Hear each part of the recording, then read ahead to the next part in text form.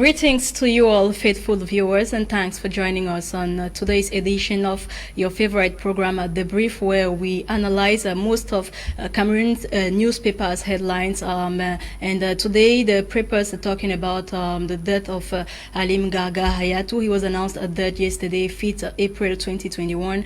He was the Secretary of State at the Ministry of Public Health in charge of epidemics and pandemics. We shall equally be talking about the papers are equally talking about a strike, some kidney patients that took to the streets yesterday in Yaoundé, denouncing healthcare facilities or poor healthcare conditions, and this and more the papers are talking about today. And as you all know, in the program we always have a guest or guests, and today we shall be receiving Dr. Simou Marcel of the CPDM party. Good morning to you, madam.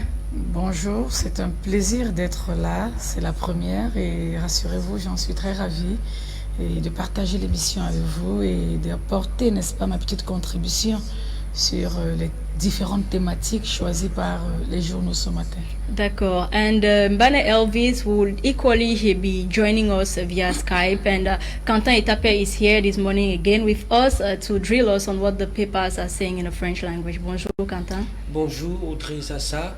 Bonjour à nos millions de téléspectateurs qui nous regardent en ce moment. L'actualité est dense. Ce matin, l'on parle de la mort de Alim Hayatou qui domine les unes des journaux qui sont présents en kiosque ce matin. L'on parle également de sport et aussi un peu de santé. Donc ouvrons ce matin avec le quotidien Le Jour qui titre à sa grande une: nécrologie, Alim Hayatou est décédé de ses survenus hier lundi 5 avril 2021 à l'hôpital général de Yaoundé des suites de maladie. Le défunt était secrétaire d'État à la santé publique en charge des épidémies et pandémies depuis 20 ans. Né le 9 août 1946 à Garoua, Alim Hayatou était également le lamido de Garoua au nord et président du conseil des chefs traditionnels du Cameroun. Le monarque laisse une veuve et 6 enfants. En tout cas, toutes les informations le concernant au sujet de la vie sont à retrouver dans les colonnes de la page 5 de ce journal présent en kiosque ce matin. Le même journal s'intéresse à Yaoundé. Les malades sous dialyse manifestent dans la rue. Selon le journal, ils ont bloqué la circulation hier devant le CHU pour exiger leur prise en charge. Une information que vous allez retrouver en page 3 de ce journal qui est présent dans les kiosques à journée ce matin. Dans sa parution de ce jour, Éco-Santé dit plutôt adieu à Sa Majesté Alim Hayatou. Eh bien, en sa grande une, le journal de Joseph Mbenboun nous informe que le corps du défunt sera inhumé ce 6 avril 2021 à Garoua au cours des obsèques officielles décrétées en son honneur par le chef de l'État, le président Paul Biya. Dans sa page 6, le journal indique aussi que Sa Majesté Alim Hayatou était un homme de confiance, discret, charismatique, humble et serviable. Dans son pied de une, le même journal fait alerte en titrant le vaccin BCG en rupture de stock au Cameroun. En page 3 de sa livraison de ce jour, le journal explique naturellement que depuis le début du mois de mars, certains hôpitaux sont en manque d'antidotes souvent administrés aux nouveau-nés. Cette rupture serait causée par la lutte de certains individus pharmaceutiques très centrés contre le coronavirus. Dans l'urgence, le ministre de la Santé publique a commandé 1,75 million de vaccins qui seront disponibles à partir du 15 avril 2021. 06 avril 1984 au 6 avril 2021, le spectre du coup d'État, c'est le titre que nous propose l'hebdomadaire bleu. L'information ou bien l'hebdomadaire bleu, l'Indépendant, le journal de Mars Mpanjo, après 37 ans de pouvoir, revient sur les circonstances d'une mutinerie qui a failli renverser l'homme du 6 novembre 1982, le président Paul Biya. Les échos de cette époque sont à retrouver à la page 4 de ce journal. Parlant du même thème, le journal Mutation s'intéresse plutôt aux souvenirs de Dieudonné Tanguy Wandi lié à cette date du 6 avril. Gendarme à la retraite, Dieudonné déclare avoir joué un rôle important pour déjouer la tentative du coup d'État de 1984. Reconverti en pasteur, il attend toujours la reconnaissance de la nation. Information à lire en page 5 de cette parution présent en kiosque ce matin. Poursuivons avec le tri hebdomadaire, la météo qui titre assassinat manqué sur les traces des commanditaires. Selon le journal, dans la page 3, l'assaut de Michel Abindek Mindi avait tous les allures d'un acte terroriste commandité et sont la cible, n'est-ce pas, et dont la cible était le garde des Sceaux Laurent et Sceaux le 1er avril à Yaoundé. Pourquoi et comment? En tout cas, les réponses se trouvent dans ce tabloïd que je vous invite à lire.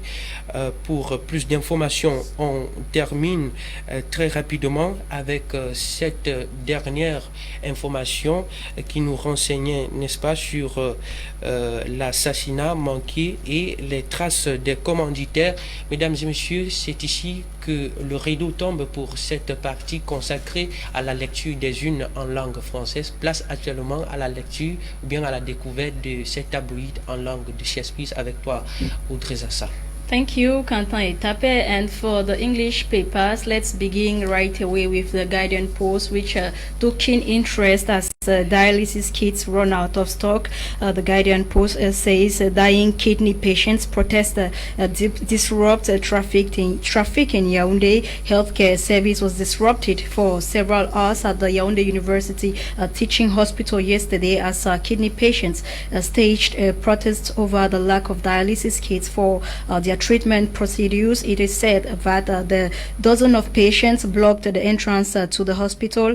The front or the efforts by security forces to calm the situation proved futile. Talking to the Guardian Post, Ojong Irene, one of the kidney protests, was said it was a demonstration of their frustration at the authorities' inability to maintain consistency in their treatment. The paper equally talks about Halim Gargar Hayatu, who died yesterday, the Secretary of State at the Ministry of Public Health in charge of epidemics and pandemics, as he was equally a Lamido of Garwa in the North region. He is said to have died yesterday, as I earlier said, while family and close friends are yet to reveal the location and the exact circumstances surrounding his death. And to that effect, President Paul Biya has declared state burial for Halim Gaga Hayatu. The paper Guardian Post equally talks about the fight against Boko Haram. Human Rights Watch urges government review strategy to protect civilians. Equally on the paper, Kumba gunmen kidnap traditional council chairman funds private secretary. That's what Guardian Post is telling us this morning. And according to the paper, gunmen suspected to be Amber Boys are reported to have kidnapped the chairman of the Kumba Traditional Council, Eseme Moses, alongside the private secretary of Mfon Mukete, Abwa Takang. Sources say the incident took place on Sunday, 4th April. According to reports, both Eseme and Abwa are said to have fallen into the dragnet of the suspected separatist fighters in the village of Konye subdivision, Meme division in the north or in the southwest region. Let's move over to Emergence newspaper, who equally asks who was Halim Gaga Hayatu, the Secretary Secretary of State at the Ministry of Public Health, who died yesterday. So the paper is going to, or you shall be having more information about the late statesman in pages 4 or pages 5 of Emergence newspaper. Let's continue or end with the Eden newspaper, which talks about the floating of Cardinal Tumi's corpse on internet outrages Nation.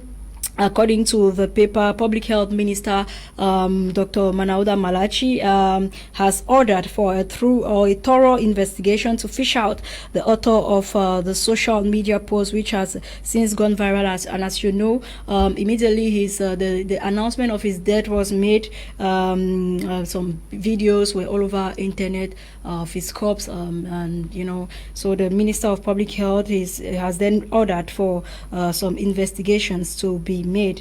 And so the paper equally talks about, or the paper equally speaks or asks questions like how Africans collide with imperialist forces to prevent Africa's emergence. I think we shall be answering that question here today. And how far can opposition parties go against Paul Biya? That's what the paper is saying this morning. So, ladies and gentlemen, that was it for today's activity or today's reading of the newspapers. And we shall be receiving, as I told you earlier, Madame Simo Marcel, who will help us to analyze the papers with us this morning. And we shall equally have Mr. Mbane Elvis. I don't know if he's right here with us. Good morning, Mr. Mbane Elvis.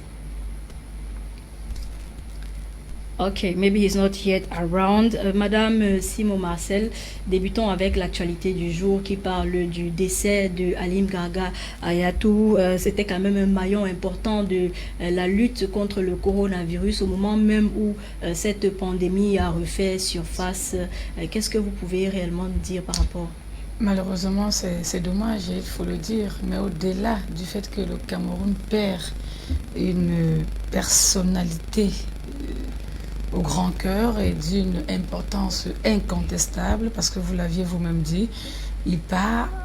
C'est vrai que tout le monde devrait partir, mais on va dire tous ensemble que le départ est un tout petit peu précipité, parce qu'actuellement, le rôle qu'il avait à jouer dans la nouvelle guerre bactériologienne, voilà comment moi je l'appelle, n'est pas achevé. On est dans une phase où ça grimpe, et on croit que son expertise, nous en avions encore besoin. Bon, malheureusement, la nature en a décidé autrement. Mais au-delà de cet aspect professionnel que l'on peut remarquer, on va également observer un homme extrêmement intègre. Ça, heureusement, le chef de l'État l'a très vite souligné. C'est un homme qui ne parlait pas trop. Et je crois même que c'est aujourd'hui, avec son décès, que beaucoup d'autres personnes essaient de se souvenir de lui. C'est quelqu'un qui est toujours dans les coulisses, qui fait ce qu'il a à faire, et puis il vous laisse dire ce que vous aviez à dire. Donc c'était un homme intègre, c'était un homme à qui on pouvait faire confiance. D'ailleurs, c'était un homme à qui la nation a fait confiance, à qui le chef de l'État a fait confiance.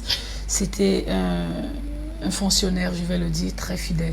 Le chef de l'État fait confiance, and he has equally declared state burial for Halim Garga Hayatou. Voilà, ça montre la valeur, je vais dire la valeur que portait la personne. Ça montre l'amour et l'attachement qu'il avait pour l'individu. Et puis, c'est un peu comme une marque de reconnaissance pour tout ce que la personne, pour tout ce que l'individu, pour tout ce que le défunt a fait aux côtés du chef de l'État et pour tout ce qu'il a apporté à la nation camerounaise. Il estime que ça ne servirait à rien peut-être, mais il mérite ce minimum de départ.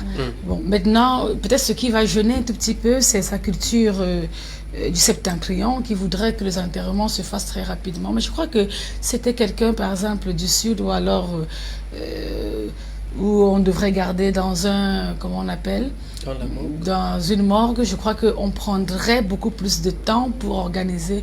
Bon, malheureusement, il est dans une culture qui a ses règles et que l'on devrait naturellement respecter.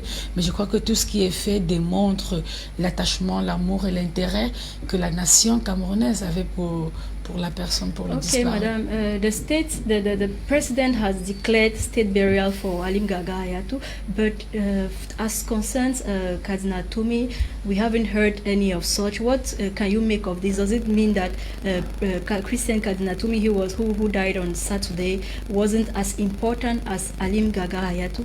Non, je ne voudrais pas qu'on prenne sur cet angle-là. Prenons un exemple aussi simpliste pour une maman qui a des enfants, qui a 5, 6 enfants. Vous allez voir, elle va aimer les 6 enfants parce que ce sont les siens, mais il y a une particularité avec chaque enfant. Elle va s'attacher à un enfant particulièrement, mais ça ne voudrait pas dire qu'elle n'aime pas les autres enfants.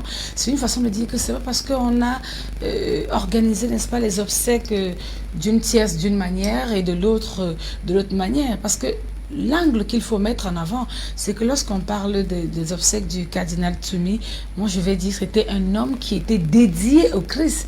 Et puis peut-être on a estimé qu'il était important qu'on laisse l'Église s'en charger, parce que c'est quelqu'un qui a donné sa vie à la nation, qui a donné sa vie au Christ, qui a donné sa vie à la religion au Cameroun. Donc du coup, on estime qu'il est de bon ton que le corps religieux, le corps chrétien s'en charge et que maintenant la nation camerounaise accompagne le processus.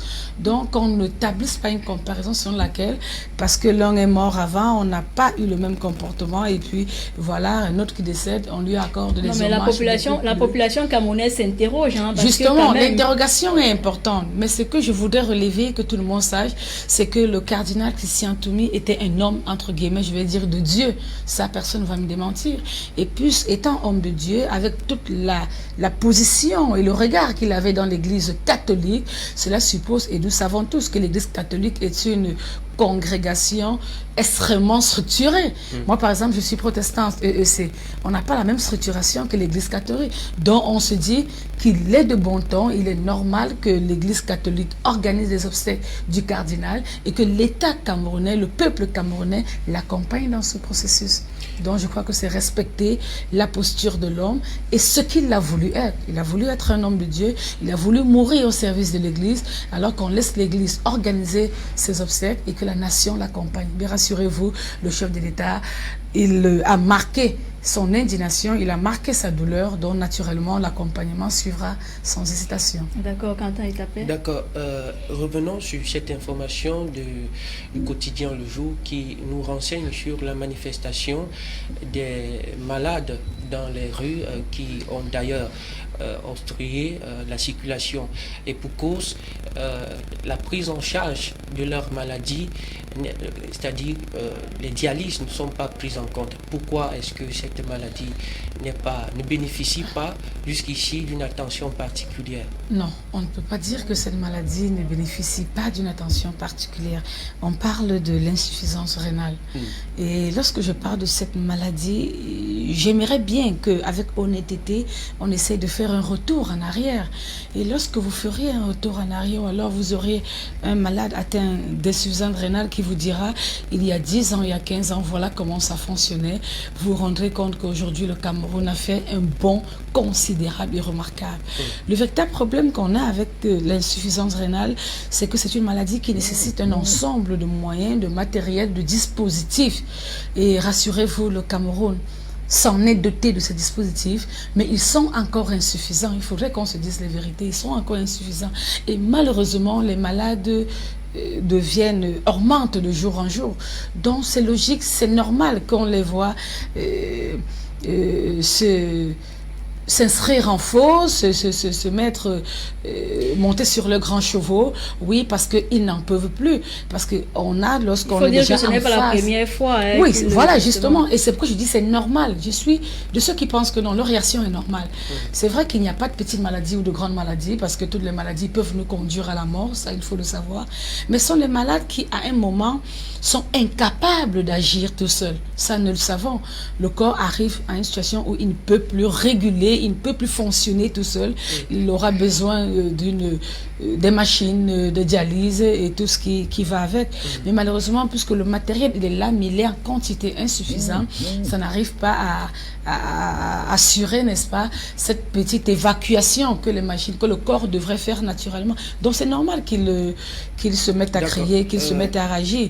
Mais malheureusement, le contexte, je crois que chaque fois qu'ils le font, vous conviendrez avec moi, le ministre de la Santé essaye de les rassurer. Parce qu'au-delà de cette maladie, malheureusement, actuellement au Cameroun, on a une pandémie qui défraie la chronique, je crois, dans tout le monde entier. Et qui donc ce n'est pas... Et qui, voilà, qui semble malheureusement attirer toutes les attentions.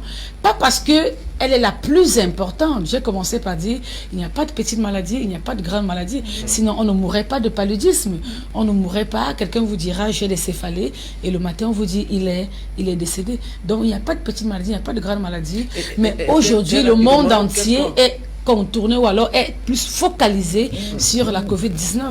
Donc, vivement qu'une répartition acceptable soit faite pour que tous les malades essayent de trouver leur compte. Mais je crois que c'est ce que le chef de l'État ou alors le ministre de la Santé est en train de préconiser. Okay, let's vividly talk about the floating of Cardinal Tomi's corpse all over social media. What do you really say of people who immediately someone dies, you see them, you know, videotaping corpses and throwing all over social media? C'est vraiment dommage. Et je crois que c'est encore, on entre encore dans les aléas de l'internet, du numérique, et ça démontre à suffisance que, je le dis souvent et j'ai l'impression, ça c'est à titre personnel, que l'Afrique ou alors le Camerounais n'était pas préparé à la numérisation, ça il faut le dire. Et lorsqu'on a poussé le raisonnement plus loin, on s'est rendu compte que c'est l'infirmière qui prenait soin de lui, c'est dommage. Et puis moi je me dis, mais quel est donc l'intérêt? Qu'est-ce qu'elle gagne en montrant un homme totalement amoindri, un homme qui est vénéré par la société, totalement amoindri? Et je crois que c'est pas la seule image. Souvenez-vous également avec l'image du professeur Gervais Mendozé. C'est autant de choses. Vous voyez des accidents dans les rues maintenant, on ne prend pas le temps de soulager les victimes, on s'attelle d'abord à faire une vidéo. Permettez-moi de vous faire une petite anecdote. Je me souviens un jour, un accident, je suis tombée sur la route et quelqu'un me dit non, madame, ne vous levez pas, attendez d'abord. Je dis mais attendez, c'est quelle histoire ça? Donc il ne court pas pour vous aider à vous lever. Il vous dit non, attendez d'abord madame, je vais filmer avant. Je dis mais c'est pas. Donc vous voyez que c'est devenu, ça traduit, n'est-ce pas, l'impréparation, je me dis, des Africains à cette action numérique-là qui devrait malheureusement nous faciliter la vie, mais on se rend compte qu'on est en train de s'empoisonner avec cette histoire d'Internet. Quel souvenir avez-vous de cette date du 6 avril? Ah, le fameux 6 avril 84. Voilà, le fameux 6 avril 84. Non. Ce qui est important d'abord, c'est de revenir en 82, l'ascension du président Paul Biya à la tête de la magistrature suprême. Et vous voyez, vous imaginez 4 années plus tard, il y a des actions des personnes mal intentionnées. Donc vous conviendrez avec moi que des personnes mal intentionnées, des personnes liées dans la logique de chassement, comme certains partis politiques, ça ne date pas d'aujourd'hui. Donc c'est des actions connues depuis fort longtemps. Mais simplement ce qu'il faut retenir, c'est une date quand même qui a fait bouger les Camerounais, qui a créé, suscité de la panique dans l'esprit des Camerounais, parce que des personnes qui étaient dans le chaudron de l'action ont vu, surtout à Yaoundé, la journée basculer, les mouvements basculer, tout arrêter, et puis c'est une panique totale, vous voyez une action qui se produit, vous ne comprenez pas, parce que personne ne vous dira ce qui se passe, et puis chacun est cloîtré, soit dans la chambre, soit sur le lit, donc c'est de la peur, mais heureusement plus de peur que de mal. Let's finish with this question that the Eden newspaper is asking: how far can opposition parties go against Biya? Non, vous savez, le véritable problème de l'opposition, c'est la communion des idées. Moi, je vais dire ça comme ça. C'est vrai que les partis politiques sont construits autour d'une idéologie, mais vous observerez qu'au Cameroun, nous avons quand même plus de 300 partis politiques. Oui, et on a d'ailleurs vu une conférence de presse qui a été annulée récemment. Oui, si vous voulez parler de la conférence de presse qui mettait l'accent sur une pétition par rapport au code électoral, je dis, attendez, c'est quand même un peu déplacé. Parce que le code électoral, tout le monde le sait, à quel niveau il s'étudie, à quel niveau il se discute, à quel niveau il s'amende, c'est au Parlement. Ça, il ne faudrait pas qu'on détourne les intentions. Mais est-ce qu'on se lève un matin pour arriver arriver tout. au Parlement. Est-ce qu'au préalable, il n'y a pas des discussions d'abord qui sont faites? Non, non, non. Les discussions faites en amont, sincèrement, ça ne vaudrait pas la peine. Imaginez, vous allez aller faire une discussion en amont sur le code électoral. Pourtant, vous n'aviez aucun individu, aucune personne, aucune voix au Parlement. Je me pose bien la question. Là, vous parlez, à quoi vous servira, de qui, madame? à quoi vous servira cette discussion en amont? Donc, soyons sérieux. Je crois que les partis d'opposition gagneraient d'abord à se comprendre entre elles et maintenant propulser des personnes qui ont la chance d'avoir des sièges au Parlement pour espérer, n'est-ce pas, une réorganisation non seulement du code électoral selon leurs intérêts ou leurs enjeux, mais également de beaucoup d'autres actions au Cameroun pour pouvoir assurer, n'est-ce pas, leur épanouissement.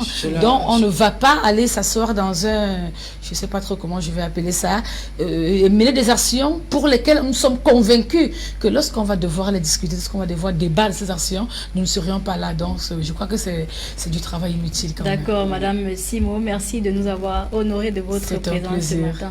C'est un plaisir. Merci d'avoir honoré notre rendez-vous ce matin. Je crois que ce sera l'opportunité pour une prochaine fois de vous rencontrer. Alors, chers téléspectateurs, merci d'avoir été avec nous ce matin. Nous avons, c'est-à-dire le cœur en joie de vous avoir servi. Qui détient l'information détient le pouvoir, et qui détient le pouvoir entretient le monde. Allez dans les kiosques, achetez les tabloïds, lisez-les, informez-vous, c'est très important. Et surtout, passez une excellente journée sur MyMedia Prime TV.